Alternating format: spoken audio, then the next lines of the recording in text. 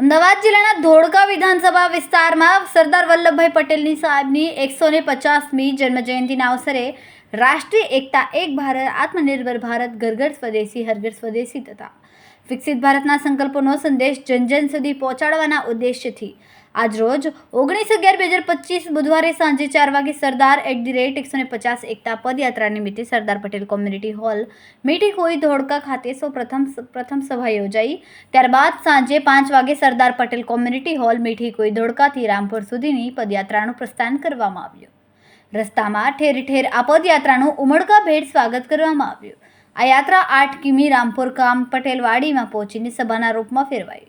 કાર્યક્રમમાં ખેડા લોકસભાના સાંસદ દેવુસિંહ ચૌહાણ, પ્રદેશ પ્રવક્તા જયરાજસિંહ પરમાર, અમદાવાદ જિલ્લા ભાજપ પ્રમુખ શૈલેષભાઈ દાવડા, ધોળકાના ધારાસભ્ય કિરીટસિંહ ડાભી, મહામંત્રીઓ, ધોળકા શહેર તાલુકા સંગઠનના હોદ્દેદારો, શહેર તાલુકાના ચૂંટાયેલા પ્રતિનિધિઓ, કાર્યકર્તાઓ, આગેવાનો, પોલીસ સ્ટાફ તથા ધોળકા વિધાનસભા મત વિસ્તારના નાગરિકો મોટી સંખ્યામાં જોડાયા હતા।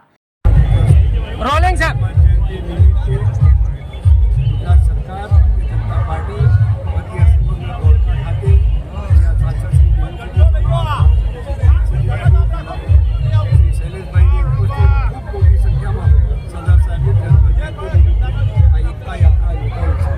ખાસ કરી અને જે જુદા જુદા વાડાઓમાં જુદા જુદા જ્ઞાતિઓમાં જુદા જુદા રાજ્યોમાં વેચાયેલો આપણો દેશ સરદાર સાહેબની પાછળ પછવાડાથી લઈ તમામ જગ્યાએ જે એકતાને ખંડિતને દર્શન કર્યા એના ફરીથી પણ લોકોની વચ્ચે શક્તિ જાય એ અમારો